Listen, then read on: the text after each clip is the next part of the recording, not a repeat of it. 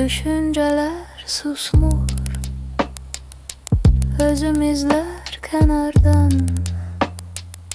Nece yorgun bakışlar onsuzlukla sınanar.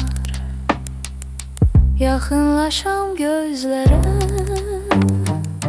sen görüner eləcə. Dildən sonra qalmağa macal tapmam sən deyər. Maraq salmış sevginə gözlər ancaq səssizcə. Hər söz səndən səslənər, eşit səni gözlərəm. Ey naz bilməyən, mən görəndə gizlənəm. Mən söz dinləməm, son nədirsə bilirəm.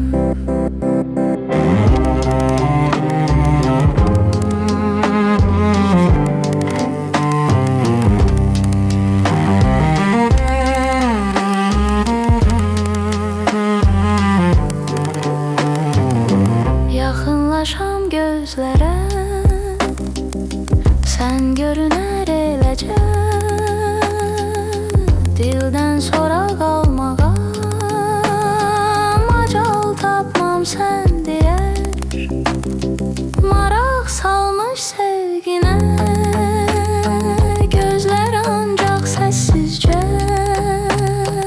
Hər söz səndən səslənər, eşit səni gözlərəm. Ey naz bilməyən, mən görəndə gizlənəm.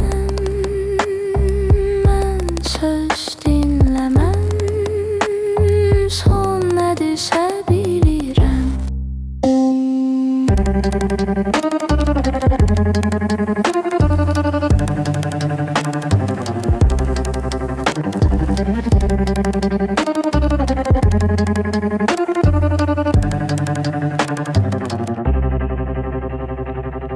Düşünceler susmur,